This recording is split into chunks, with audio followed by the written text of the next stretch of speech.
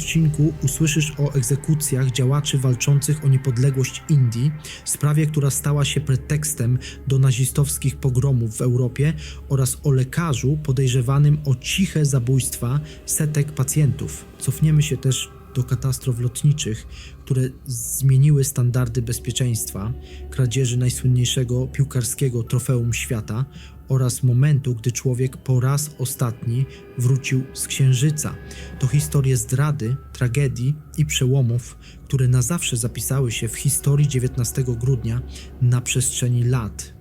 Zanim zaczniemy, jeśli jesteś nowy na tym kanale, to proszę Cię o zasubskrybowanie tego kanału oraz dołączenie do obserwujących na Instagramie oraz TikToku, a teraz nie przedłużając, zaczynamy. Najważniejsze wydarzenia kryminalne. W 1927 roku w Indiach doszło do jednego z najbardziej symbolicznych i kontrowersyjnych aktów represji kolonialnych, kiedy władze brytyjskie przeprowadziły egzekucję uczestników tzw. spisku Kakori związanego z ruchem niepodległościowym. 4 członków rewolucyjnej organizacji Hindustan Republican Association, w tym Ram Prasad Bismil oraz Ashfaqullah Khan, zostało skazanych na karę śmierci za udział w zbrojnym rabunku pociągu, którego celem było zdobycie funduszy na dalszą walkę z brytyjską administracją kolonialną. Akcja ta, choć nie spowodowała ofiar śmiertelnych, została potraktowana przez władze jako poważne zagrożenie dla stabilności imperium. Publiczne wykonanie wyroków wywołało ogromne poruszenie społeczne i falę protestów zarówno w Indiach, jak i poza nimi, wzmacniając antykolonialne nastroje wśród ludności. Egzekucje te stały się punktem odniesienia w debatach o granicach oporu politycznego, legalności działań rewolucyjnych oraz moralnej odpowiedzialności państwa kolonialnego. W późniejszych latach postacie straconych działaczy zostały uznane za bohaterów narodowych, a sama sprawa Kakori zaczęła funkcjonować jako jeden z fundamentów indyjskiej narracji o walce o niepodległość, podkreślając rolę represji w radykalizacji ruchów wyzwoleńczych.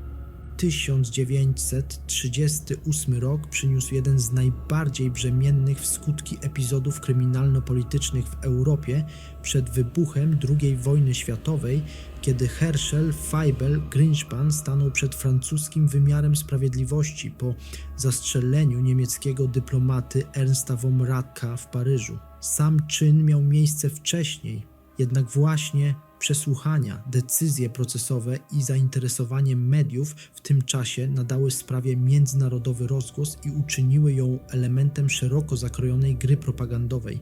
Greenspan tłumaczył swoje działanie desperacją, gniewem oraz reakcją na prześladowania Żydów w III Rzeszy, co nadało sprawie wymiar emocjonalny i polityczny, wykraczający daleko poza klasyczne ramy postępowania karnego. Nazistowskie władze wykorzystały ten przypadek jako wygodny pretekst do eskalacji antysemickiej przemocy, czyniąc z jednostkowego zabójstwa narzędzie masowej manipulacji społecznej.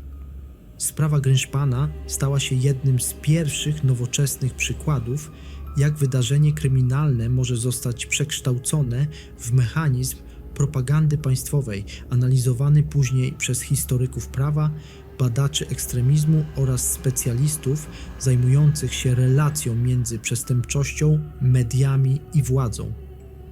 1956 rok przyniósł jedno z najbardziej niepokojących wydarzeń w historii brytyjskiej medycyny sądowej, gdy aresztowano Johna Botkina Adamsa, lekarza podejrzewanego o udział w śmierci ogromnej liczby swoich pacjentów. Adams pracował jako ceniony doktor rodzinny, głównie wśród osób starszych i samotnych, które często zapisywały mu w testamentach swoje majątki, co z czasem wzbudziło poważne wątpliwości śledczych. Dochodzenie wykazało, że w wielu przypadkach stosował on nietypowo wysokie dawki leków przeciwbólowych i uspokajających, które mogły przyczyniać się do zgonów. Choć podejrzewano go o spowodowanie śmierci ponad 160 osób, proces sądowy zakończył się uniewinnieniem od zarzutu morderstwa. a skazaniem jedynie za mniejsze przestępstwa administracyjne. Sprawa Adamsa wywołała ogromną debatę na temat etyki lekarskiej, odpowiedzialności karnej medyków oraz granic opieki paliatywnej. Do dziś uznawana jest za jeden z najważniejszych przykładów tzw. cichych zabójstw w białych rękawiczkach i miała wpływ na późniejsze procedury kontroli leków oraz monitorowania zgonów pacjentów w Wielkiej Brytanii. 1983 rok zapisał się w historii przestępczości jako moment jednej z najsłynniejszych kradzieży w świecie sportu, kiedy z siedziby brazylijskiej Federacji Piłkarskiej w Rio de Janeiro zniknął oryginalny Puchar Mistrzostw Świata znany jako Jules Rimet. Trofeum to miało ogromną wartość symboliczną, ponieważ było nagrodą przyznawaną zwycięzcom mundialu od pierwszych turniejów i na stałe trafiło do Brazylii po trzecim triumfie reprezentacji tego kraju. Kradzież przeprowadzono w sposób zaskakująco prosty, co ujawniło poważne zaniedbania w zabezpieczeniach instytucji sportowych. Śledztwo wykazało, że puchar prawdopodobnie został przetopiony, a sprawcy działali z motywów finansowych, całkowicie ignorując jego historyczną wartość. Zdarzenie to wstrząsnęło opinią publiczną na całym świecie i doprowadziło do zaostrzenia zasad ochrony sportowych trofeów oraz archiwów. Sprawa Julesa Rimeta do dziś pozostaje symbolem bezpowrotnej utraty jednego z najważniejszych artefaktów w historii światowego futbolu. 1998 rok zapisał się w historii prawa i polityki Stanów Zjednoczonych jako moment bezprecedensowy, gdy Izba Reprezentantów formalnie postawiła urzędującego prezydenta Billa Clintona w stan oskarżenia. Decyzja ta dotyczyła zarzutów składania fałszywych zeznań pod przysięgą oraz utrudniania postępowania sądowego w związku z głośną aferą obyczajową, która szybko przerodziła się w kryzys konstytucyjny. Akt impeachmentu uruchomił skomplikowaną procedurę prawną obejmującą analizę dowodów, przesłuchania świadków oraz debatę nad granicami odpowiedzialności karnej najwyższych urzędników państwowych. Sprawa ta stała się jednym z najważniejszych przykładów zastosowania mechanizmów kontroli władzy wykonawczej, pokazując, że nawet prezydent podlega ocenie prawnej. Wydarzenie to wywarło ogromny wpływ na amerykańskie prawo konstytucyjne, praktykę śledczą oraz sposób postrzegania odpowiedzialności politycznej na świecie. 1995 rok zapisał się w brytyjskiej kronice kryminalnej jako moment jednej z najbardziej wstrząsających zbrodni wobec młodej turystki. Céline Figuier, 19-letnia Francuska podróżująca po Wielkiej Brytanii, została brutalnie zamordowana przez mężczyznę, który wcześniej zwabił ją pod pozorem pomocy i transportu. Sprawca dopuścił się porwania, gwałtu oraz zabójstwa, a następnie próbował zatrzeć ślady, pozostawiając ciało ofiary w odosobnionym miejscu. Śledztwo prowadzone przez brytyjską policję miało szeroki zakres i obejmowało analizę zeznań świadków, zabezpieczenie śladów biologicznych oraz rekonstrukcję ostatnich godzin życia ofiary. Kluczowe okazały się dowody kryminalistyczne, które pozwoliły jednoznacznie powiązać sprawcę z miejscem zbrodni. Proces sądowy zakończył się skazaniem mordercy na dożywotnie pozbawienie wolności, a sprawa Céline Figuier stała się symbolem zagrożeń związanych z samotnym podróżowaniem oraz ważnym punktem odniesienia w debacie o bezpieczeństwie turystów i skuteczności międzynarodowej współpracy śledczej. Śmierć.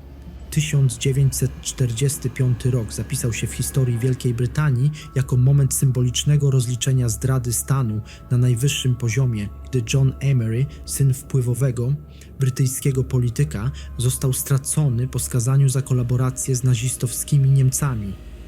Emery był ideologicznym faszystą, który w czasie II wojny światowej otwarcie współpracował z aparatem propagandowym III Rzeszy, nawołując obywateli brytyjskich do porzucenia własnego kraju i wstępowania do jednostek wspierających niemieckie interesy wojenne. Jego działalność miała charakter jawny medialny i wyjątkowo kompromitujący, ponieważ wykorzystywał swoje pochodzenie oraz nazwisko do nadawania wiarygodności wrogiej propagandzie. Po zakończeniu wojny został zatrzymany, postawiony przed sądem i oskarżony o 8 aktów zdrady stanu, do których sam się przyznał, rezygnując z obrony procesowej. Wyrok śmierci i jego wykonanie miały ogromne znaczenie symboliczne, pokazując, że nawet osoby z elit politycznych nie są ponad prawem. Sprawa Ameriego do dziś analizowana jest przez historyków prawa, kryminologów i badaczy ekstremizmu jako przykład ideologicznej radykalizacji prowadzącej do świadomej zdrady własnego państwa. 2020 rok zapisał się w historii wywiadu jako moment śmierci George'a Blake'a, jednego z najbardziej destrukcyjnych podwójnych agentów XX wieku. Blake był oficerem brytyjskich służb specjalnych, który w czasie zimnej wojny potajemnie przekazywał Związkowi Radzieckiemu ogromne ilości tajnych informacji, w tym nazwiska agentów działających po wschodniej stronie żelaznej kurtyny. Jego działalność doprowadziła do dekonspiracji wielu operacji wywiadowczych oraz według historyków pośrednio do śmierci licznych współpracowników Zachodu. Po ujawnieniu zdrady został skazany na wieloletnie więzienie, jednak w spektakularny sposób zbiegł z zakładu karnego i resztę życia spędził pod ochroną radzieckich służb. Jego postać do dziś analizowana jest jako przykład ideologicznej zdrady, ekstremalnej lojalności wobec obcej potęgi oraz jednego z największych ciosów zadanych zachodnim strukturom wywiadowczym w epoce zimnej wojny. 1988 rok zamknął historię życia Kima Philby'ego, jednego z najbardziej niebezpiecznych i wpływowych zdrajców w dziejach dwudziestowiecznego wywiadu. Philby był wysokim rangą oficerem brytyjskich służb specjalnych, który przez wiele lat potajemnie pracował na rzecz Związku Radzieckiego, przekazując Moskwie ogromne ilości ściśle tajnych informacji i jako członek elitarnej siatki, znanej później jako Piątka z Cambridge, systematycznie sabotował operacje Zachodu, dekonspirował agentów oraz doprowadzał do kompromitacji kluczowych działań wywiadowczych w Europie i na Bliskim Wschodzie. Jego zdrada miała dramatyczne konsekwencje, ponieważ wielu ujawnionych agentów zostało aresztowanych lub straciło życie.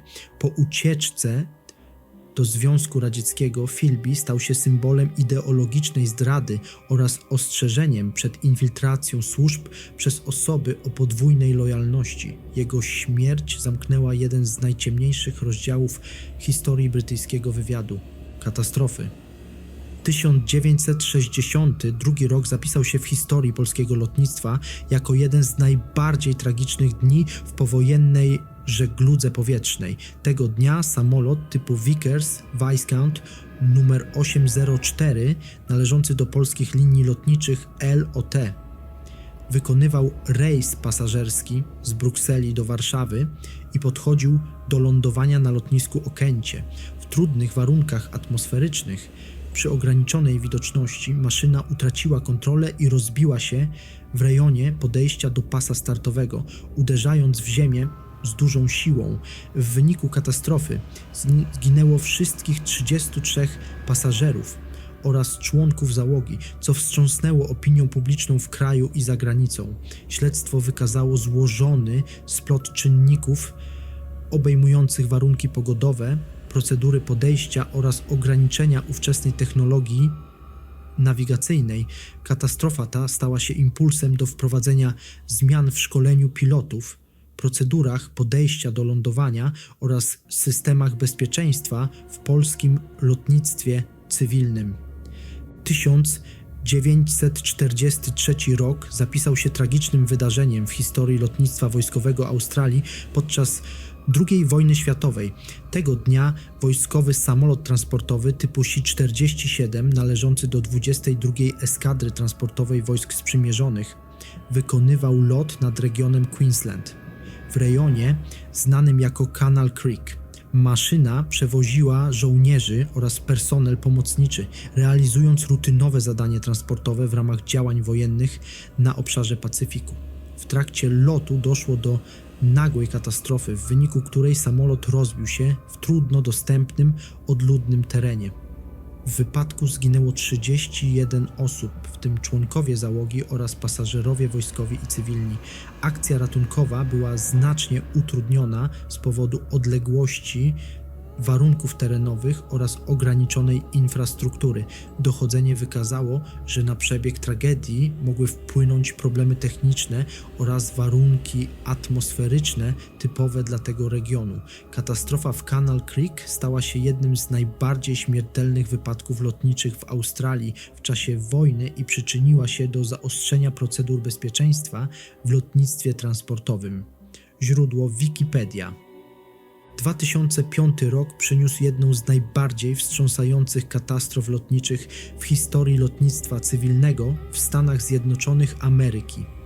Tego dnia wodno-samolot pasażerski linii Chalks Ocean Airways, wykonujący regularny lot nad rejonem Miami Beach na Florydzie, nagle uległ awarii w trakcie przelotu nad wodą. Maszyna typu Grumman G73T Turbine Mallard rozpadła się w powietrzu po tym, jak w wyniku wieloletniego zmęczenia metalu doszło do oderwania prawego skrzydła. Samolot runął do oceanu, nie dając pasażerom ani załodze żadnych szans na przeżycie.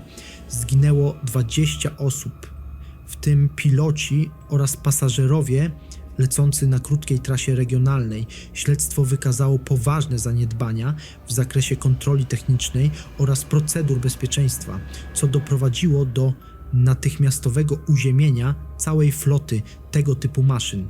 Katastrofa stała się punktem zwrotnym w regulacjach dotyczących starzejących się samolotów oraz inspekcji strukturalnych w lotnictwie cywilnym. 1907 rok zapisał się w historii przemysłu wydobywczego jako jeden z najbardziej tragicznych momentów w dziejach amerykańskiego górnictwa. W kopalni Jacobs Creek w stanie Pensylwania doszło do gwałtownej eksplozji podziemnej spowodowanej nagromadzeniem łatwopalnych gazów oraz pyłu węglowego, które w połączeniu z iskrą doprowadziły do potężnego wybuchu. Siła eksplozji była tak duża, że zniszczyła znaczną część tuneli, odcinając drogę ucieczki setkom pracujących tam ludzi. W wyniku katastrofy życie straciło 239 górników, a wielu z nich nie udało się wydobyć z podziemi przez długie tygodnie. Tragedia wstrząsnęła opinią publiczną w całych Stanach Zjednoczonych i ujawniła dramatyczny brak regulacji bezpieczeństwa w kopalniach. Katastrofa ta stała się impulsem do zaostrzenia przepisów dotyczących wentylacji, kontroli gazów oraz warunków pracy górników, znacząco wpływając na rozwój prawa pracy i standardów bezpieczeństwa w przemyśle ciężkim. Najważniejsze wydarzenia naukowe. 1972 rok zapisał się w historii nauki i eksploracji kosmosu jako moment przełomowy dla całej ludzkości, gdy kapsuła misji Apollo 17 bezpiecznie wodowała na wodach Oceanu Spokojnego, kończąc ostatnią załogową wyprawę człowieka na Księżyc. Wydarzenie to zamknęło złotą erę lotów księżycowych i stało się symbolicznym końcem okresu intensywnej rywalizacji technologicznej pomiędzy światowymi mocarstwami. Załoga misji przywiozła bezcenne próbki skał księżycowych oraz dane naukowe, które do dziś są analizowane przez badaczy z całego świata. Zakończenie Apollo 17 uświadomiło również, jak ogromnym wyzwaniem są loty poza niską orbitę okołoziemską oraz jak istotna jest współpraca nauki, inżynierii i polityki. Misja ta do dziś pozostaje punktem odniesienia dla planów powrotu człowieka na Księżyc oraz dalszej eksploracji Marsa i przestrzeni kosmicznej, pokazując granice możliwości technologicznych oraz ambicji cywilizacji, której dziedzictwo do dziś inspiruje kolejne pokolenia naukowców, inżynierów, astronautów, wizjonerów oraz badaczy kosmosu przyszłości. 1996 rok okazał się jednym z najważniejszych momentów w historii biologii, gdy środowisku naukowemu przedstawiono szczegółowe wyniki badań nad klonowaniem ssaków metodą transferu jądra komórkowego. Opublikowane dane dotyczyły eksperymentów prowadzonych w Instytucie Roslin w Szkocji i opisywały proces tworzenia organizmu z komórki somatycznej dorosłego osobnika, co kilka miesięcy później doprowadziło do oficjalnego ujawnienia owcy Dolly. Był to absolutny przełom, ponieważ po raz pierwszy udowodniono, że wyspecjalizowana komórka może zostać cofnięta do stanu umożliwiającego rozwój pełnego organizmu. Odkrycie to wywołało ogromne poruszenie nie tylko w świecie nauki, lecz także w debacie publicznej, etycznej i prawnej. Badania nad klonowaniem otworzyły nowe kierunki w medycynie regeneracyjnej, genetyce i biologii rozwoju, jednocześnie rodząc pytania o granice ingerencji człowieka w życie. Publikacja ta do dziś uznawana jest za fundament współczesnych badań nad komórkami macierzystymi i inżynierią genetyczną. Data 19 grudnia 2025 roku niesie energię rozliczenia, prawdy i ostatecznych decyzji. Wibracja dnia, czyli liczba 19, symbolizuje kulminację doświadczeń oraz moment, w którym skutki wcześniejszych wyborów stają się w pełni widoczne i nieodwracalne. Grudzień, oznaczany liczbą 12, wzmacnia potrzebę domykania spraw, porządkowania emocji i kończenia długotrwałych procesów. Natomiast rok o wibracji 9 podkreśla temat zakończeń, pożegnań i przygotowania gruntu pod nowy etap życia. Po redukcji wszystkich liczb powstaje wibracja 4, która wnosi stabilizację, realizm i konieczność oparcia się na faktach zamiast iluzji. To dzień sprzyjający podejmowaniu poważnych decyzji, porządkowaniu spraw prawnych i życiowych oraz budowaniu solidnych fundamentów pod przyszłość. Energia 19 grudnia 2025 roku łączy w sobie bezkompromisową prawdę, zamknięcie cyklu i odpowiedzialne przygotowanie nowego początku. Jeżeli którykolwiek z poruszonych dziś tematów szczególnie Was zainteresował i chcielibyście zobaczyć osobny, dokładniejszy materiał poświęcony konkretnej sprawie, koniecznie napiszcie o tym w komentarzach. Zostawcie też kciuk w górę, jeśli po dzisiejszym odcinku 19 grudnia przestanie być dla Was zwyczajną datą w kalendarzu. Przypominam, że codziennie publikuję materiały o wydarzeniach, które miały miejsce właśnie tego dnia na przestrzeni historii. Dlatego jeśli ciekawi Was, co wydarzyło się dzień wcześniej, zajrzyjcie do poprzedniego odcinka. A po dzisiejszym materiale zapraszam już na kolejną historię, która czeka jutro, teraz, do następnego.